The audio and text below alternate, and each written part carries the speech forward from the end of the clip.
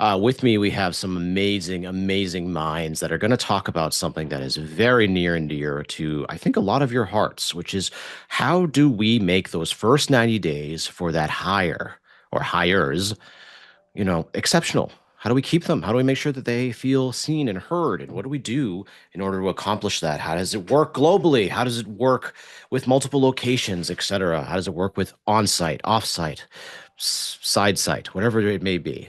So what we're going to do now is I'm going to introduce to you these amazing folks. I'm going to go by the order of the heads that I see in my Zoom chat. So I'm going to start right below me. I see Ahmed. Ahmed, would you introduce yourself, please? Yes, thank you. Thank you. It's an honor, Jason. Thank you for the introduction and starting this session. I'm looking forward to discuss it with the team. So my name is Ahmed Bossati. I'm an HR leader with over around 18 years of experience, spanning diversified HR leadership roles, transformation, change management, talent acquisition, talent development, and capability building. Also, have been leading cross-functional teams across diverse sectors, including telecommunications, IT, software development, business services, and recently FMCG, because my current role is capability and culture head at PepsiCo for the AMESA, which is Africa, Middle East, and South Asia region, and have been working in PepsiCo for the last 9 years. I hold an MBA in the global management, certified assessor and coach on Hogan assessments, and that's all about me. Looking forward to our discussion today.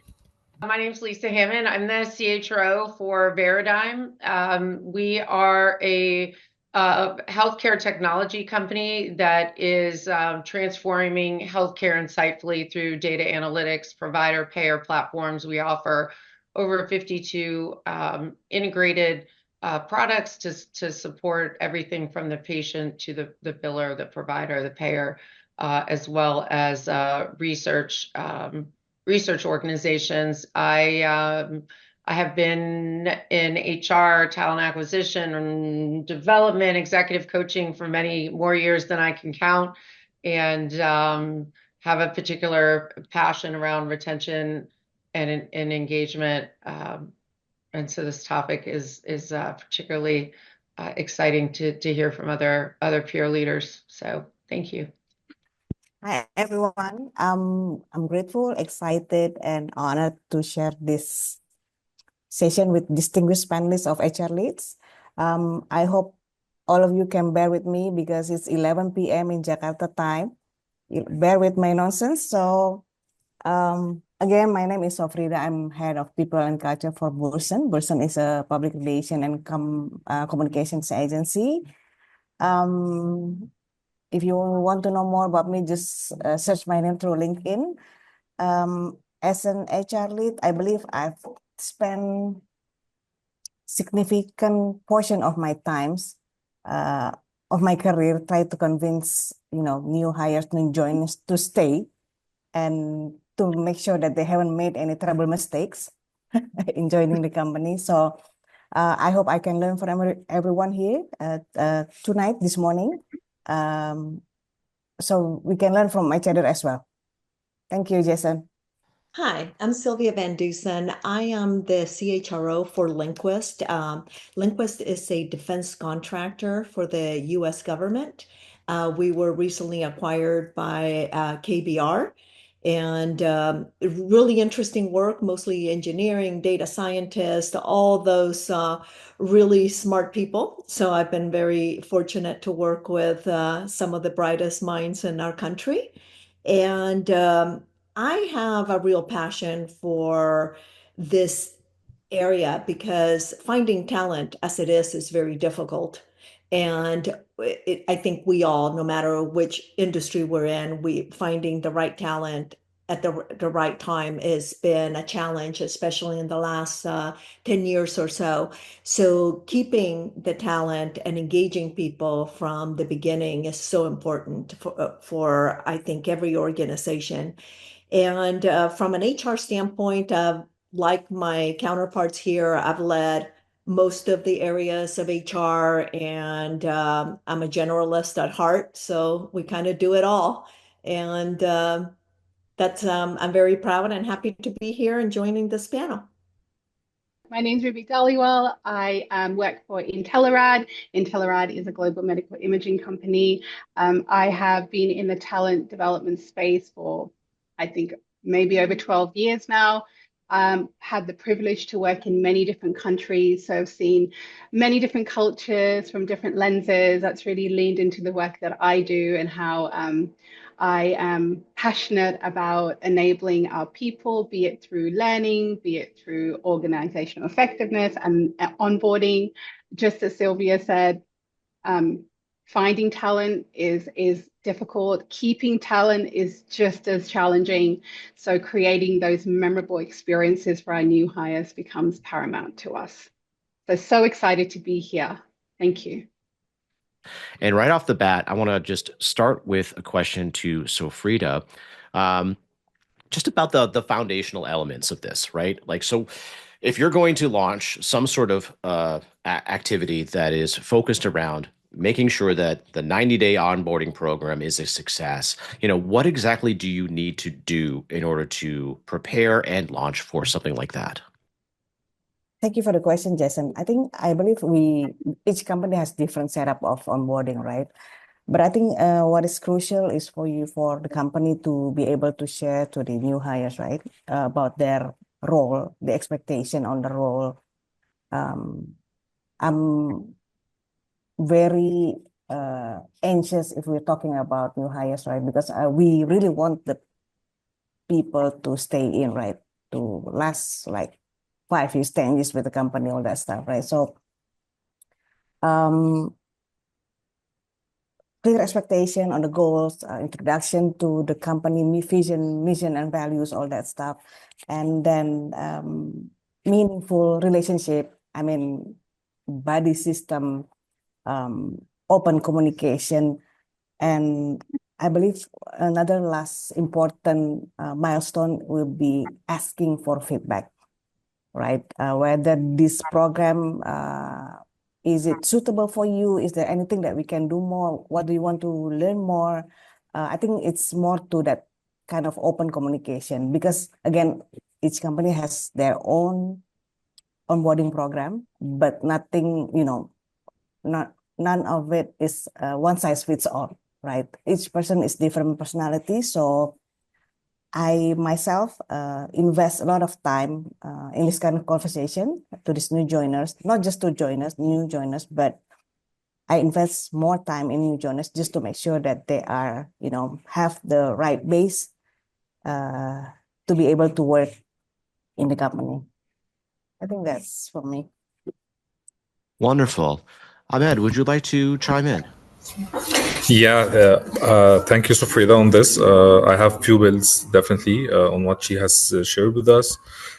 So the first thing, it looks like an easy question, Jason and team, because every company has their own onboarding program there, and you hear about this onboarding program, whatever the name is, they put a lot of catchy name, but again, it's about the core of the program and how you restructure this program. So what I believe, it's the first step for the employee to get into the company and get up to speed and get engaged. So if you didn't succeed in the first 90 days, getting this person on board, engaged, loyal, learning a lot of things about what that they expect, they will leave you. So the first retention tool is the onboarding tool, program. I would say put a rule of 30 30 30, like put the 90-day onboarding program into 30 30 30, mean about 1 month in each of the phases of the program.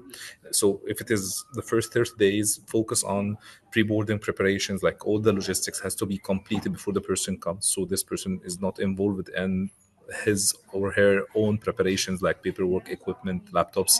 Sometimes you find people come into the company and they didn't receive their laptops for the first 2 to 2 weeks, which is unacceptable. Definitely orientation about the company vision, mission, culture, and how the structure looks like. It build the culture inside into the person. the role specific training, how the role looks like. So setting expectation about what this person will going to be delivering. And number 4, mentoring and support. So this person needs a mentor or a buddy, someone who's like have been in the role or a repetitive role or a similar role for the last few years that can help, not that senior, but very close to the hands-on and all the daily tasks. And definitely direct manager HR should be involved in the process with initial check-ins. Like you need to get in touch with this person, getting feedback, what is missing, how you see the company, how is the onboarding progress, because you keep him or her warm throughout the process. So this is for the 30 days. The second 30 days, and I will go very quickly, Jason, if you allow me, putting a goal for the next 30 days, putting specific measurable goals, continued training, what this person has completed and what this person has to complete as mandatory training for the rest of the period, integration of activities, facilitate team building activities if you have connect this person to others, so he or she doesn't feel that they are isolated or they are outsiders, and follow up definitely with the regular check-ins. And the last 30 days will be about advanced training, because this person probably has built the foundation the first 30 days. So it's about having this person go to the next level and ensuring that this person can do the job. And you also has a performance review, setting the objectives very clearly with the person to set expectations, because this is the first quarter of the year for this person. So you have to put with them the objectives and definitely gather feedback from all the stakeholders, all the people that has been working with this person in the first 60 days. And ending it with integrating all the activities again and gathering a feedback, like maybe like a survey face-to-face. Try to make it confidential and anonymous as much as possible to receive a real feedback and honest one, to use it as an action plan later. So this would be my thinking about the 30-30-30 model. I love that. I think one thing you said really quickly that really that I just loved was, regardless of what time it is, this is for them, or this is their first quarter, no matter which way you look at it. I love that. I thought that was really, really articulate. Silvia, would you mind jumping in a little bit on this too? I know you mentioned a little bit about where acquisition falls into this as well, which might change some of the fundamentals, or would just love to get your insight there on that. Yeah, I think that it's very similar to what Ahmed had said, that there is their first quarter with your company, but with an acquisition, you're bringing somebody into your company, and they may already know the job that they're doing. They may already know the boss that they're working for, but they're not sure whether they want to work for the new company and the new management yet. So you have to capture their hearts as well as their minds. You may have their day-to-day to where they're comfortable, but they're also fearful of what's going to change. So you need to be really through almost like a different onboarding that you have to prepare yourself to do when you're aligning an onboarding with an acquisition. And it may actually be slightly different based on the different acquisitions, because they're bringing in a different culture into your company and you're merging those cultures. And you have to really align in a different way. So acquisitions, I think, have their own onboarding blueprint that needs to be done, but the whole 90-day breaking it down into those manageable 30-day bites, I think is very much applies. It's just a different come from, because you're dealing with a different come from where people are at, and a different way of integrating them into your company, because you're basically, to a certain extent, they may be feeling you're tearing apart what they already have. And they didn't come willingly and because that's what they wanted most of the time. Oh, wow. Yeah. I think that's a fascinating perspective. I think just to kind of continue this conversation forward is like ensuring that everything you're executing here within these first 90 days reflects, and I heard a few of you, I think so both Sofrida and Ahmed mentioned, and Silvia too, about, culture and mission, values, etc. Ruby, can you talk a little, you have some very firsthand, fresh experience in this, around, just executing some of the methods around, getting these new hires to integrate into systems successfully. And I'd love to get your thoughts on that. Yeah, I mean, and I think Sylvia mentioned culture integration a lot. And I think when we look at embarking on an onboarding structure or an onboarding strategy for the company, I think it's really important that we think about how our values are integrated into that, because we are bringing, these fresh minds and, new people into our company. So we want to ensure that they understand what's important to us when it comes to our culture. So ensuring that our onboarding is built on our values, so that basically exemplifies to them that these values are not just words or phrases, that basically they live in everything that we do. They live in everything that we do. And then around systems. So how do we then also strategically integrate our HR systems into that experience? Because we're a remote first company, and we're very proud to be a remote first company. However, that makes us more intentional on how we think about bringing our new hires or our new team members on board, so that they feel equipped with what they need when it comes to walking through our virtual door.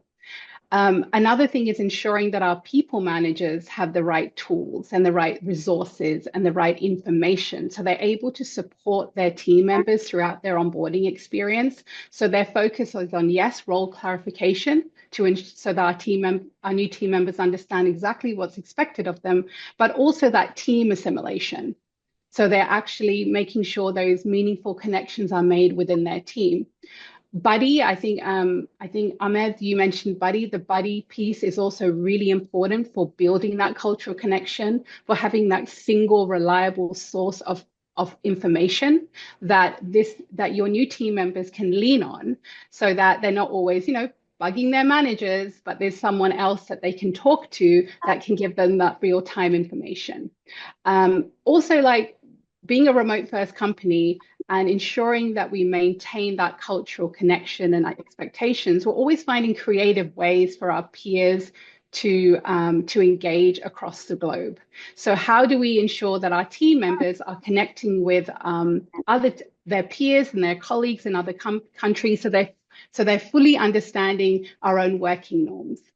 I think one of the last thing I want to say is it's really important in terms of how we show up, and that we show that we work in partnership, that we work in collaboration that reflects our culture. So all the different parties that are involved in the new hire experience are all, are collaborating. They are, welcoming to their new team members, because at the end of the day, when it comes to an onboarding experience, it's not just for the HR team or the people team to own. It's an everyone responsibility, because ultimately we want to bring these new team members in, and we want to keep them.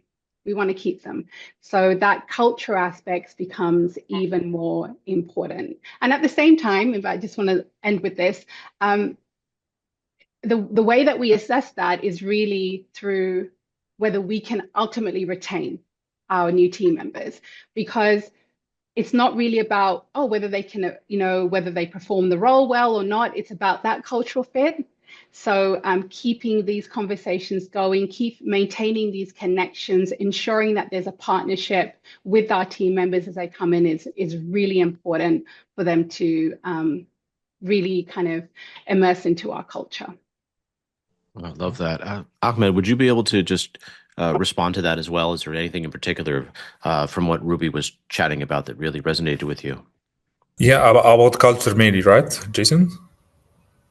Yes. Okay, so we are probably the six of us are coming from the millennial generation. So the way we see culture is totally different than Gen Z, who are now going into the labor market in different companies, especially the startups. So it's totally different culture they bring to the company, and you have to accommodate this and be open about different type of cultures under one big culture as an umbrella for the company.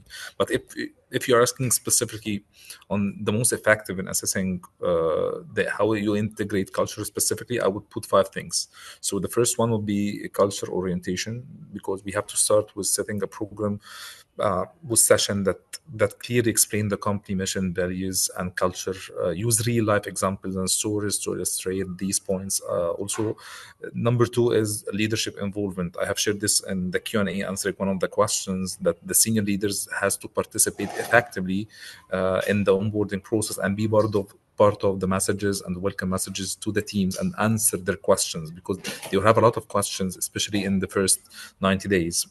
Number 3 is the culture ambassadors. Assign experienced employees. So it's good to hear from leadership team, definitely, and people who are senior, but at the same time, they want to hear people coming from the same generation who have spent maybe 1-2 years or maybe more than that, because they will share with them how the experience has been, how they embody the company's values to mentor new hires. And for this generation, it's very important that they share the same values of the company.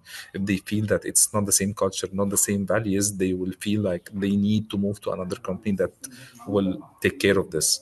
And number 4 is the interactive training. They don't learn like us. Like, I can go and read an email for 10 minutes. I will not feel frustrated, but they will feel frustrated. So the training itself, it has to be provided in different type of interactive activities and methods. So they have the online training, they have workshops where they get to know each other, play games, and they have the storytelling coming from senior leadership, other colleagues who are sharing inspiring stories. And the fifth thing is the integration activities, organized team building activities, social events to help new hires experience the company culture firsthand, because culture is not something tangible that you can put your hands on and understand it. It comes from people. So you have a talented people, you have a great culture. One thing that was mentioned a lot about culture and just in this frame was that sense of, well, there is retention, of course, but then there's that sense of like connectedness, like what exactly that feels like. And Lisa, wanted to ask you about some strategies you've experienced where these new hires, these folks that may or may not know anything about, the feeling of being in this organization. What do you do to kind of help people stay in that space and feel connected? So we have a couple of things. The first one is one of the things that we found that really helped us is we started it during the time of the Great Resignation, 2021, 2022, where in India, one of the countries, we have India, Bangladesh, very recently Bangladesh, and the US. The US has a much shorter timeline from I'm resigning and I'm joining this cool new company and I'm super excited. That might only be 2 to 3 weeks. In India, it could be 60 to 90 days. And so we do a pre-onboard activity, which is you've signed with us, you've signed your letter, your offer letter, and you're coming to join us. And in order to build that connectivity in the beginnings of that engagement, we invite some of our leaders within the organization to join in on an optional call. It's not mandatory, but we usually get about 40 to 50% or more of the associates joining, and it's a bridge between the date that they've signed and interviewed with their leader and the start date. And so it's like a pre-engagement retention exercise for us to keep them excited and motivated about the company, meet some of the people that they're going to be working with, meet each other. And we find that has lowered the amount of people that fall out in India between hire and start date. So that's like a pre-onboarding that we do to warm them to the organization, to Veradigm and our culture and our leaders. And then we have been doing, and we're going to restart it again. We didn't do it in the fourth quarter for business reasons. We do an onboarding once a quarter. So whether you start on January 1 or March 1, the first quarter hires all come together in Pune, India, and bring the Bangladesh team to India, as well as in the US to the Raleigh office. and we do a full day with a second day reserved for people leaders so they can really get ingrained in the culture. And we bring in leaders and peers from all over the company. So it's not just, you know, myself and my team up there talking for a day. Our CEO comes in, and other leaders, and we do panels and cross-business type engagement, and really do a dinner and a cocktail thing, and really try to get that buy-in, no matter whether you've been there a day or 60 to 90 days. And we're a smaller 3,000 person organization. So the ability to lift, you know, really complicated onboarding is not going to work for us. So we've come up with this prescription that really works, and people make friends there, and then they teams those people. That's their resources. So that's what we're doing, driving engagement, and really connecting them to the faces and the people within the organization. I love that. I love the pre-start date. Like, that's amazing. That's quite exceptional. Silvia, could you also just kind of chime in on this topic as well, about just sort of like figuring out, like, how do you make this connectedness occur? Yeah, it really depends on organization to organization, similar to Lisa, because LinQuest requires a lot of clearances, right? So we have to engage with the people way ahead of time to clear them to be able to come to our organization. So we need to get them to complete, and they love it, to complete so much paperwork. And so we have to engage them very early on. It's like, hey, we need this paperwork and you need to do this. That we have found that connecting them not only to the enterprise services, HR, security, but also connecting them right away to their hiring managers. We have found that the hiring manager, the people who are going to lead them, they're going to be their leaders, having them be engaged very early on in the process, even before they're hired, it really makes a huge difference.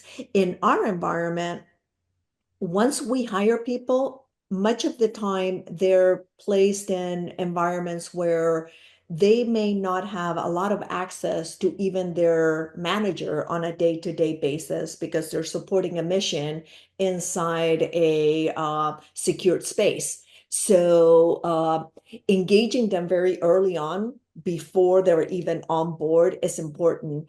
And we do also a lot of opportunities, like Lisa, to break bread, for lack of a better word. Is you have to kind of bring them together in an environment that is outside of work sometimes. Because of our type of work, we have to offer them lunch, bringing them in for opportunities.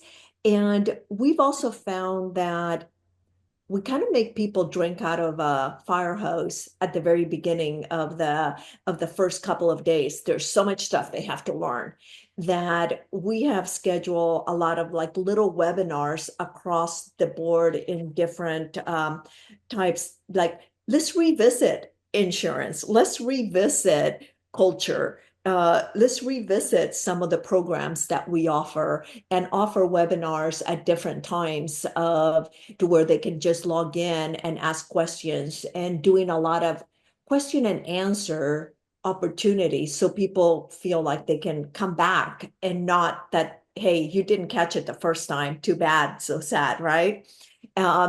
So that has created engagement for us, and it also starts that connective tissue to where it's an opportunity for people to recognize and to feel that this is an environment where you can ask questions, and it's part of who we are. And it's not something that every time you ask a question, people are going to say, why didn't you get it the first time, type of thing. So that to us has created engagement. I did, at a company I worked prior to LinQuest, we did a lunch roulette, to where new hires, and we had managers and leaders in the organization, not necessarily their immediate leaders, and they got once a month, they had a lunch roulette, and they got matched with a leader. and they got to have cultural conversations and ask about the company and so forth. And we did that for the first 3 months, and that was really successful. Oh, I love that. That's exciting. I love the idea of a lunch roulette in particular. That's really fun.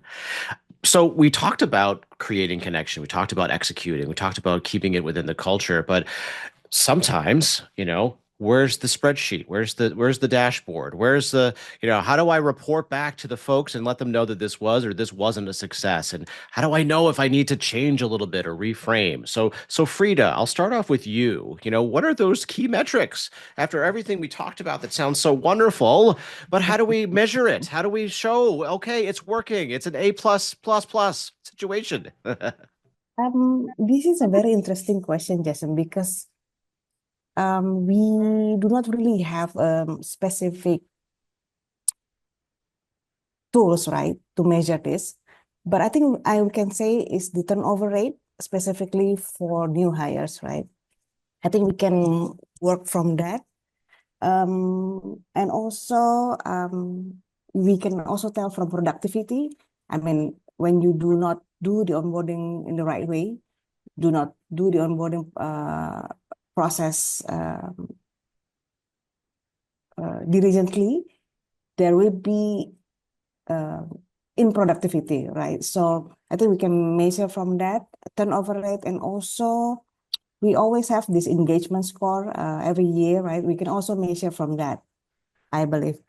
There will be lots of, comments from the people who filled in the survey. And another thing is that something that you cannot really measure because it will be coming from, ad hoc conversations. I just had some coffee sessions with the new joiners. They are actually already on the third or fourth month with the company. And then I randomly invite 2 or 3 people just to have coffee, just to check how are you? Is there anything that I can do? Do you need any help in settling with the team? How is your communication with your manager? All that stuff. I think that kind of input is not really measurable, but it's very insightful. Love that. Ruby, love to tap into your brain a little bit here on this as well, as especially relevant to what we were chatting about before the session started. I agree with Sofrida. I think the ultimate metric that we want to get to is, are we retaining our new team members, be it after the first 3 months, be it after the 6 months, but there is different points that we need to assess specific things to see how is their onboarding journey going overall? Are they getting what they need? Are they being set up for success? Our onboarding journey at Intelarad is built on 4 pillars, and it's across the traditional 90-day journey that Ahmed talked about before. However, the way that we've structured it is to reflect who we are as our culture and our company. So across these pillars, there's specific data that we collect from a quantitative perspective, as well as a qualitative perspective. From the quantitative side, after your first month, which is, the first pillar is activation, which is your first week. That's activating your journey. After that, we have a feedback survey that talks about their reaction to the presentations. Are they able to onboard through our systems? Were they able to complete the administration on time? Have they had a check-in with their manager? That's also a big thing. And then the next pillar, we look at learning. Their first 30 days is all about learning, where they're learning about the company, the working norms. At that point, again, we have a feedback survey that goes out that hits specific milestones that they should complete by the end of that. And if they're not, such as setting up their goals, for instance, why hasn't that happened? So these kind of quantitative pieces are built sort of on the back end of that journey, but at the same time, we overlay that with qualitative. So every 30, 60, 90 days, we have live check-ins with our new team members. I do it as a group, our people team, they do it individually. And that is a way that we can get some extra data around how they're going. Are they getting the support they need? Are they getting the resources that they require? Do they have access to the information? So at any point of time, if we need to pivot what we're doing, we're able to do that quickly. And in some cases, proactively. So that's kind of how we look at the data, that we leverage that data. And then obviously we have ratings out of 5. How are you experiencing this? How we even look at the percentage of our new hires who've had one-on-ones with their managers, right? So because we want to ensure that their journey, that they're supported at the fundamental level, they're supported and that their journey is going as seamlessly as possible. So we're very, very prescriptive about these insights, but at the same time ensuring that we're acting on them and ultimately reaching that goal of higher retention. Oops, I slipped up there, and kind of minimizing our turnover. So that's kind of how we look at it. But still, we're about almost 5 months into our new program. So far, our insights have been great. And we've learned so much from our team members, our new team members as well. But again, ensuring that we're using those metrics in a way that's enabling us and helping us support our new team members. Oh, I love that. It's the revolving door is there, right? It continues to, the door either gets bigger or wider or shorter or all the things, right? So speaking of which, in terms of all this, I would love to ask Silvia, in particular, what are some of those, oh dear, situations, those oh no, the biggest mistakes that have come up during onboarding when you're like, okay, I won't do that again. Would love to get some insight from you, Sylvia, on that. I think I might actually ask all of you if it's okay, just for a little nugget after the fact, because I feel like this might hit home a little bit. Yeah, it's almost like not doing all the things that Ruby said she does. All right. And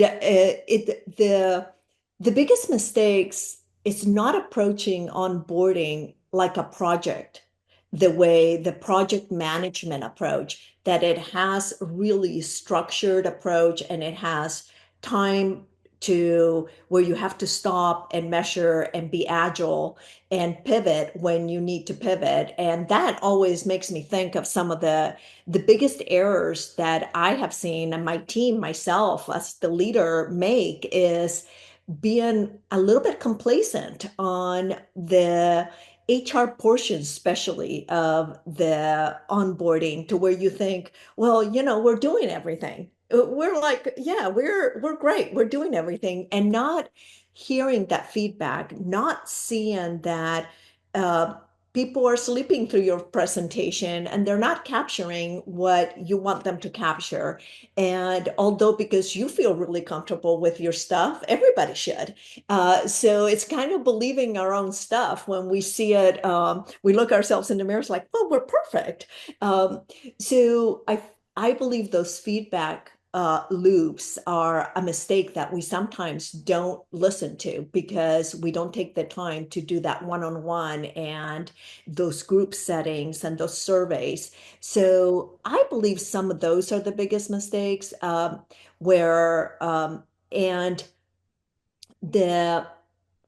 for me, one of the moments of the wake-up call was when all of a sudden we felt that we had this great onboarding, and we realized that we weren't connected to our other departments.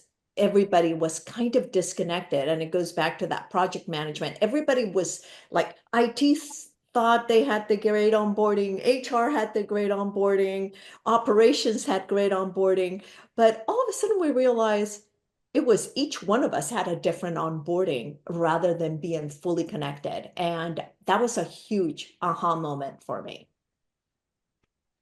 Lisa. Yeah, thank you, Jason. Just reflecting on what I've heard from the others, I think one of the things we did have to push ourselves more on was Understanding that not every team lead or every leader in general, including HR leaders, we're not immune, that we automatically go into the very caregiving, caretaking mode that is specific to onboarding, right? It's like suddenly it becomes a little bit, we forget the serious of nature of starting a new job.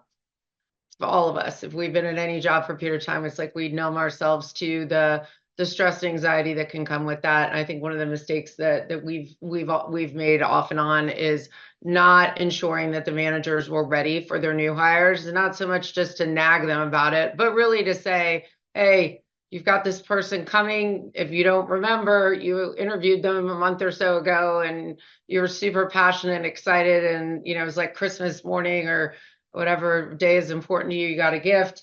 And, then they showed up and you just suddenly are on PTO for 3 days. That's like, we got lax in the really reminding ourselves how incredibly key it is for that person to be welcomed well, to be led well, and to get settled in. I know there's an old SHRM study from years ago that show that 85% of us make a determination about how long they think their tenure is going to be at an organization based on their first 8 hours.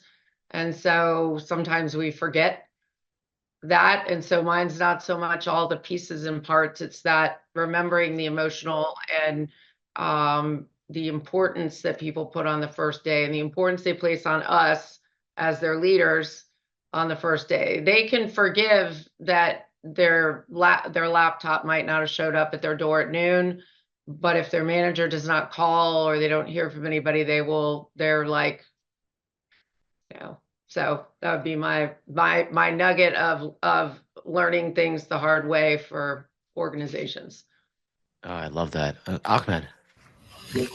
Thank you, Jason. I would take from what Lisa had said, because the person, when they come into the organization, the first person that they feel engaged to and loyal to and they want to be attracted to is their direct manager. So if this direct manager is not there, and it's a common mistake, one of the common mistakes, and the popular one, if this person is not there because of a big team, this person is responsible for a big team, or working remotely from another location, or he or she is too senior to sit with someone who is new. So all of this creates like this culture of disconnection from the beginning that it's very hard to be fixed later. But moving from this to two common mistakes, I have been working in different sectors, so different industries, and I have found those two common mistakes. The first one, when the senior guys in the company say, let us throw the new hires in the sea and let them learn how to swim on their own. We have passed through this before and we succeeded, so yes, we are good. We have so this is totally wrong, because yes, you are there, but you went through a lot of challenges, a lot of the time waste, that if you were onboarded in the right way, you wouldn't have lost all that time at the beginning trying to get into the culture of the company. Getting up to speed was very slow.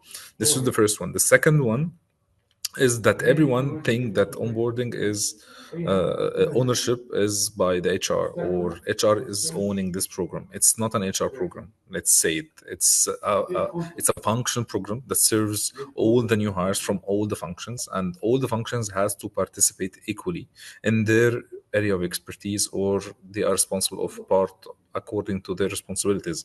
But the onboarding program is the responsibility of each and everyone, even people who have been hired in the last 3 months and they are in the company. They have a role playing with welcoming someone who has joined yesterday and they don't know what to do, because they will share a lot of experience and a lot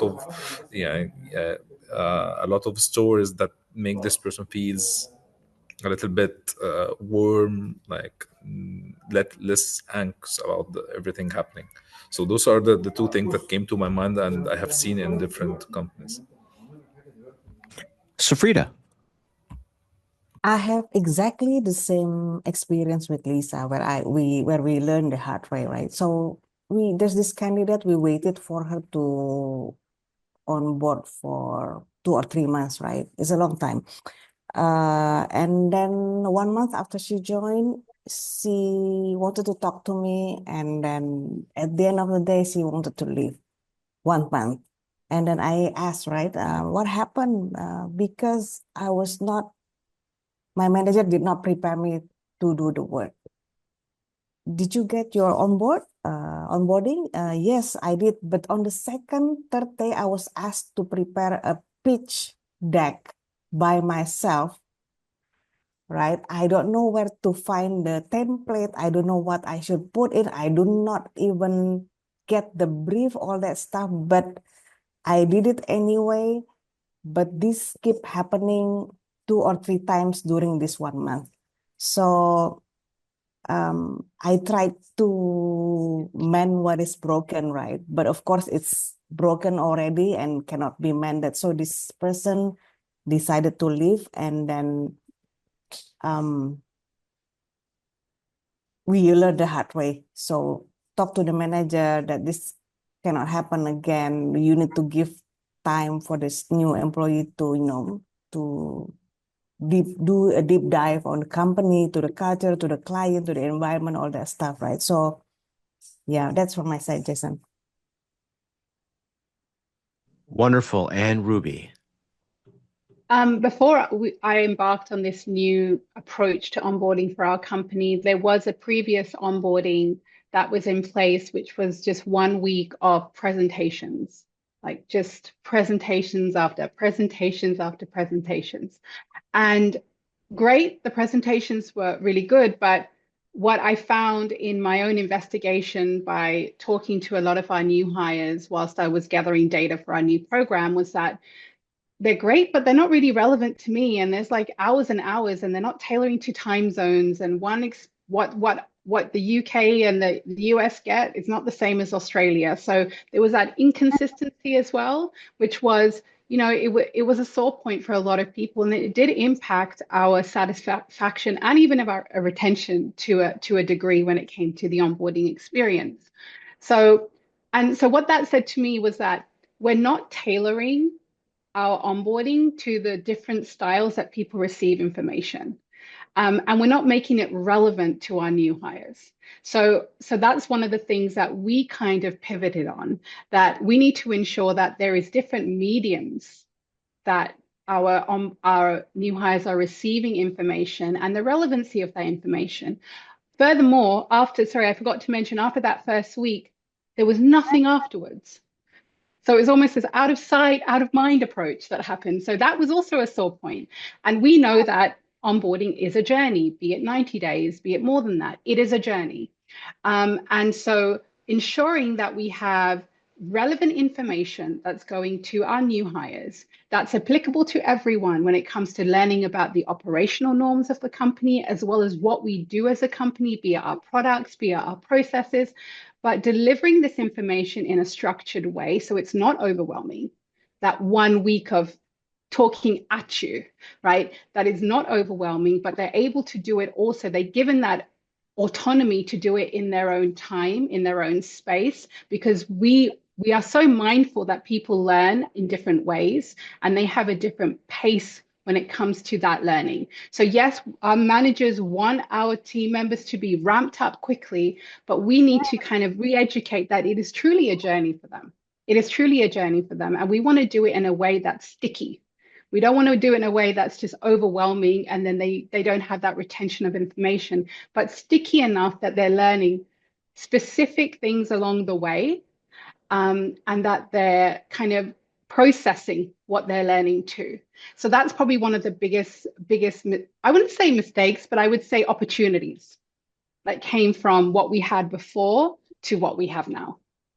Oh, I love that. And Lisa, you mentioned earlier when you were that it's not just you and your team standing on a stage and just like saying, "Okay, everyone, here we are for the foreseeable future." And you mentioned the importance of having managers. I know Silvia, you mentioned that too. But Lisa, I would love to kind of get your sense of, okay, there's managers that need to be involved, but what about some of the other folks? What about like, IT, operations, et cetera, leadership?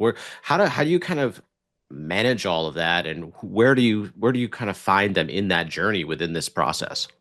No, I think it's a great point that to steal, Ruby's adjective of sticky is that all members of cross-functional all the way up and down the hierarchy and organization, we're all part of that glue that we're hoping the new hire adheres to. So all of us have to be working together, and we've really done a bit of an overhaul and reimagining of our IT function. Somewhat in response to a lot of new hire feedback about how limiting and difficult it was to get a hold of somebody on their first day, or how do I do it?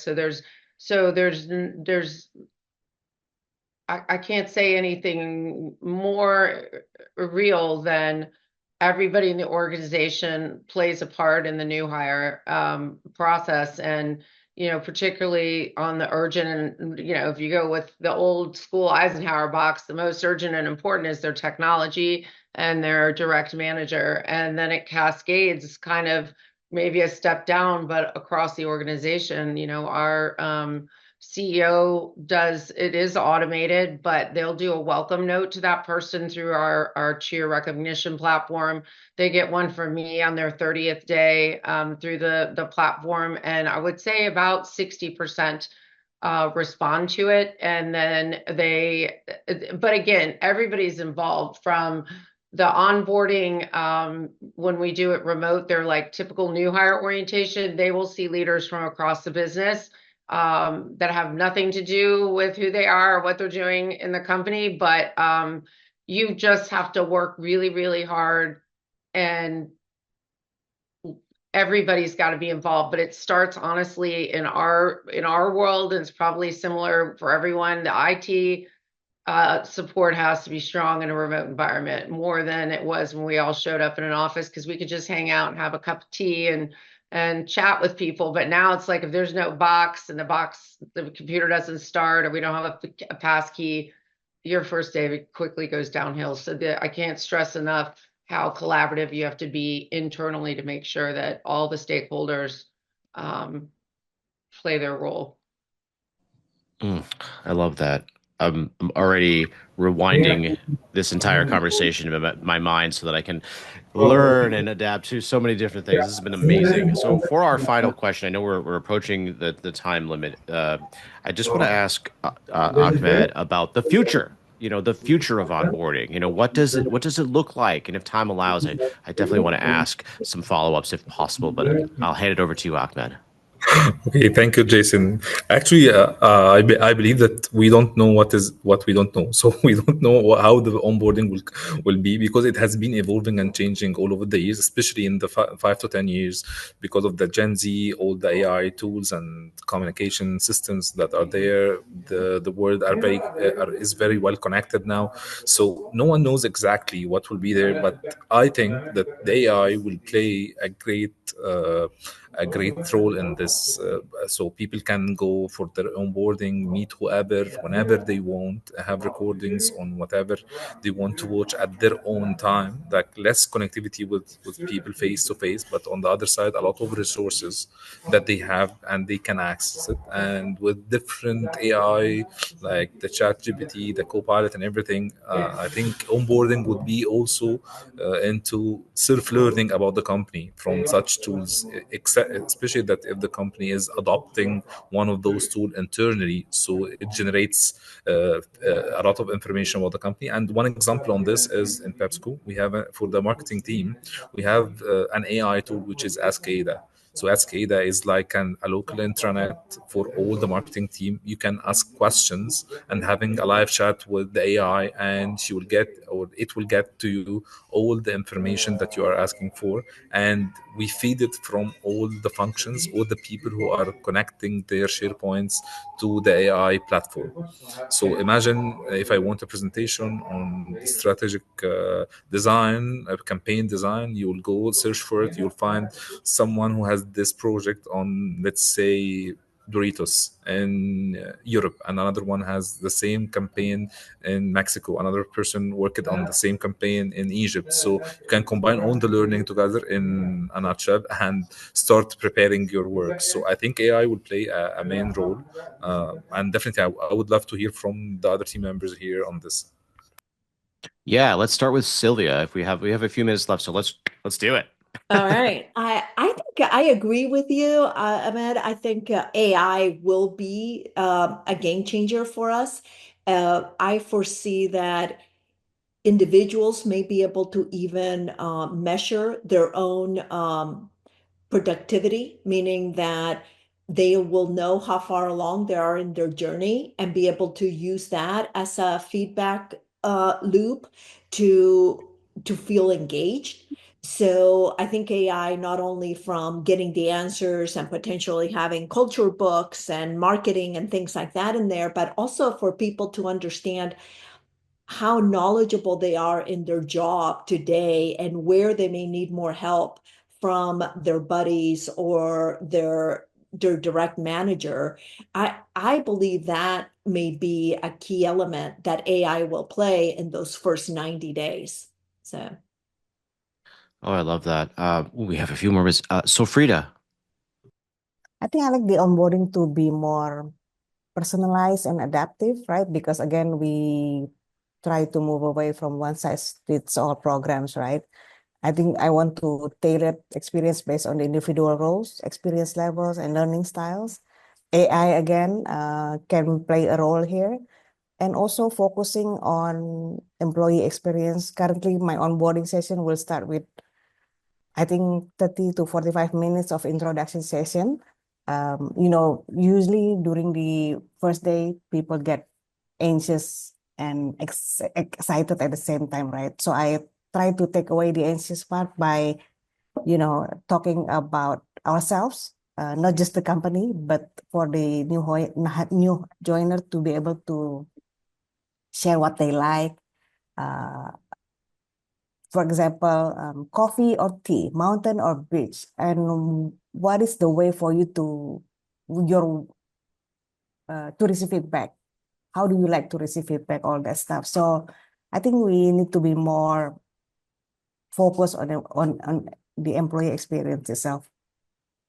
I love that. Oh, Ruby, go for it. Um, I'm with Sofrida.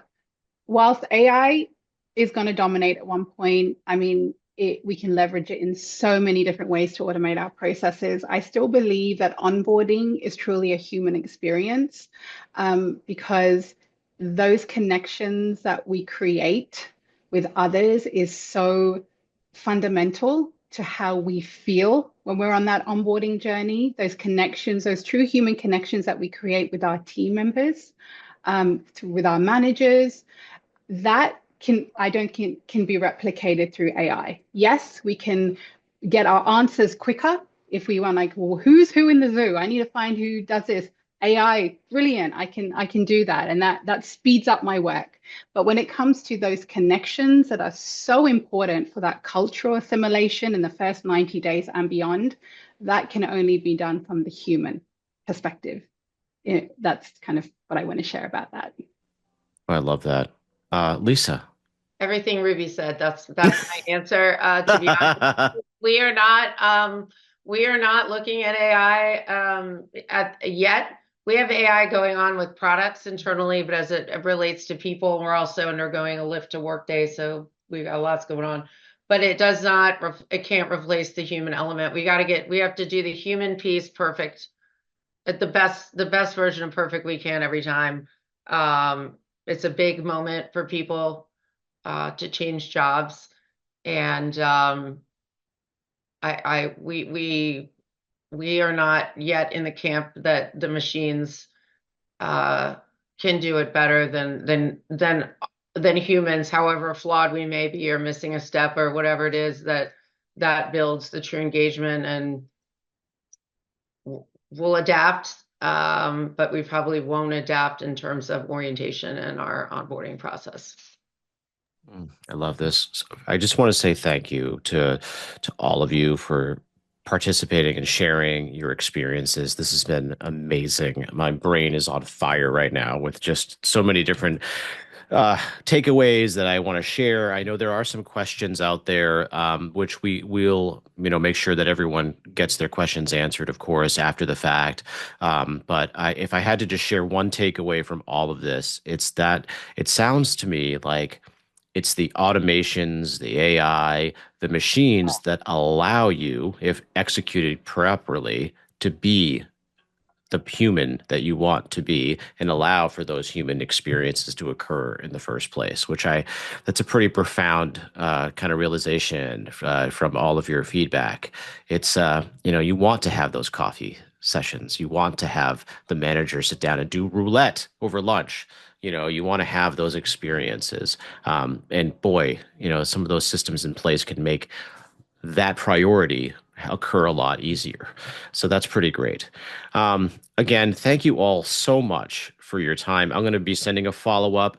Congratulations to the audience. No one asked if this is being recorded, so no one owes me $5. Bummer for me, but great for you. Thank you again. I hope everyone, Sofrida, get some sleep. Oh my gosh. Thank you so much. Don't worry about me, Jason. Thank you. So thank you, everyone. Have a wonderful rest of your day, night, morning, afternoon, whatever it may be. This has been exceptional. Thank you. Thank you, Jason. Thank Thank you, Thank you so much, everyone. Jason. Bye. Thank you, everyone. Bye-bye. Thank you. Thank you. Bye. Bye.